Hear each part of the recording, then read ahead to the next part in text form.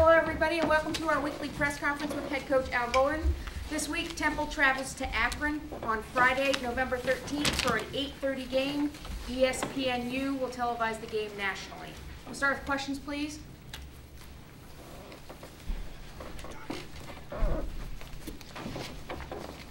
Coach, on the quarterback situation, anything changed there? No, I mean just that I'm going to remain flexible and that I could use either one. Right now Chester's the starter, but certainly Vaughn has played a lot of football for us and won 6 in a row. So I'm not averse to putting him in the game either.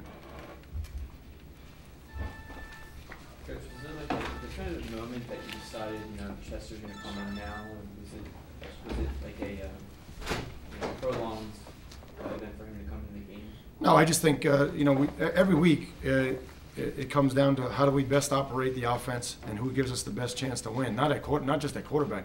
The focal point for you guys is quarterback because you guys love controversy, but for us it's about competition and it's about placing the quarterback out there that can give us the best chance to win. And last week we thought it was Chester, and we thought he responded, thought he played really well. He did the things that we asked him to do in the game and conducted the game real well. We just got to clean up a couple of ball handling things, and we'll be in good shape. Now, there was a point earlier in the season, I guess, where you left Chester off the roster for a game and then didn't play him another one. Did he kind of have to do something to get back into good graces? Not really. No, he just made a silly mistake, and it was handled internally. It was a violation of team rules, and that's it. But nobody's immune to team rules, and nobody's bigger than the team. And that's the stance that we decided to take as an organization in May. And I think it's paid huge dividends. And then in terms of his illness, that was a legitimate illness. I mean, we sent him back via car, from Annapolis to get him to the hospital, not just to go rest. He wasn't doing well, and we didn't know exactly what it was at that time. So, again, in fairness to he and his his privacy, I'm not really going to get into it, but he is doing well from a physical standpoint. Now, can you talk about the impact that your freshman Pierce has made on the national landscape? And when did he start becoming part of your radar? When did you start looking? Yeah, you're going to have to tell me the impact on the national landscape. All I can tell you is the impact that he's having for us. Number one, I don't think we could have had a tailback that could have come in at a more opportune time than now, because if he came in 2 years ago, he would look like Rocky covering up in the corner, and because that's what it was like. I mean, we were literally we were kind of piecemeal together. We weren't strong, we weren't big. We played a lot of young guys, and so I think he's getting some room to run now, and so he's the benefactor of that. But let's make no mistake, he's gone from benefactor to bell cow in a short period of time. I mean, he's an excellent football player, and again, a lot of people got after me because I said that I thought that was our best recruiting class since I've been here. I think it was ranked the worst, which should give you an indication of what that means. But I felt very strongly that it was the best talent-wise. Kadeem Custis, Maurice Jones, Brandon McManus, obviously Bernard. So I think obviously I think he's an excellent talent. When did you start noticing him in high school? Well, in training camp. We had him in camp, and then we spent a lot of time evaluating. We went to his track meets, and really got just really, to be honest with you, followed him more than anybody. Coach D'Onofrio and Coach Foreman just locked in at an early age, and constantly evaluated him and constantly kept in contact and got him to the camp, and we knew more about him than anybody.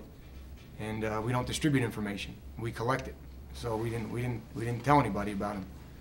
And I was nervous that there was going to be some guys that came in the last second and take him, but he committed to us, and we're glad to have him. But so we knew he was a talent. I announced it on correct me if I'm mistaken, on the signing day.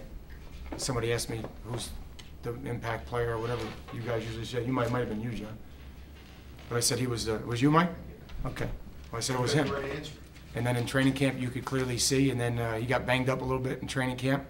He missed about 7 to 10 days with a knee.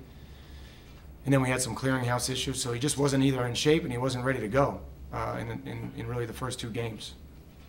But when we got back from Penn State and saw what he did in that game on minimal carries, we knew he was ready to go. Do you monitor the number of carries he's having, or when you get to the end of the game, do you look at the stat sheet and be surprised that he's got up to 40? No, I mean, it's, we don't take a pitch count if that's what you're asking. I mean, it's, how do you feel? I feel good. All right, good. Go back out there. You know, I mean, he's one of those guys. I mean, you look at the company that he's in. He's unique. He's unique. Where do you go to learn how to manage a guy like this? You know, I mean, who do you call? You know, this guy's unique. Do you think he deserves to be more nationally recognized? I don't know. I mean, that's not. I mean, if we keep winning, he will be. You know, if we keep winning, I think, and that's his mindset right now. You know, it's about the team and it's about winning. But you know, he's an excellent player. He's got a long way to go in his development. We have a long road ahead of us here this year. Everything else takes care of itself. I mean, that's at the very core of our beliefs, that you just focus on today and focus on the process, and you guys worry about the national media and all that. Can you talk about that recruiting process and what kind of competition you guys saw from other schools for him? Well, to be honest with you, it was like many of our kids. It was like Kevin Crowball. It was like Muhammad Wilkerson. It was like Andre Neville. It was like Alex Joseph. In the end, there was nobody. In the end, there was nobody. It was a function of just trusting what you see, being thorough in our evaluations, qualifying the young man, his character and his family, just like we do with all our kids, and then not needing anybody else's approval. And I think that speaks to our staff, and that speaks in this case to Coach D'Onofrio and his thoroughness, because he never wavered.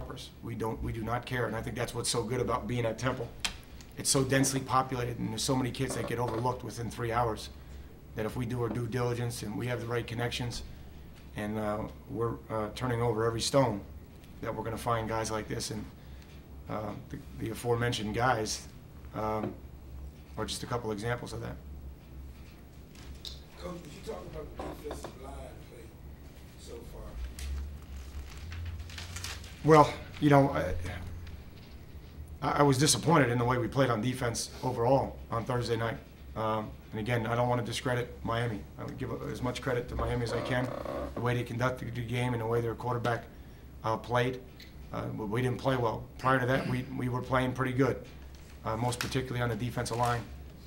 Adrian Muhammad and Andre and Amara. Andre and Muhammad were coming off the best 2 or 3 game stretch of the year for them. Adrian's been playing at a high level all year, but really disappointed overall in the effort of our defense on Thursday, our focus, our attention to details, and doing the little things fundamentally that we take a lot of pride in doing. We did not do that, and that's the lesson. I tried to get the kids' attention before the game, but you're going to have some of those games along the way here, and I was pleased that we were able to win the game at the end. Al, was that maybe the jolt that they needed, again, not to take anything away from Dicer, but was that maybe the jolt that they needed moving forward to say, oh yeah, we still have to, even though we're on the street, we still have to... We'll see, because it's tough. You know, there's more of you in here than normal. There's more around, there's more cameras around, there's more things being written, and all I can do is continually just ask the leadership on the team and try to guide them through this process, and just try to keep them on the prescription. It's been difficult. So was it a jolt? I hope, because you don't want to have one of those jolts where you lose. So hopefully we learn from that.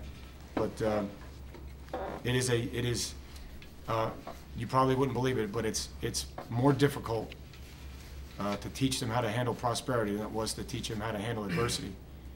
Because when you have adversity, it was always somebody else's fault.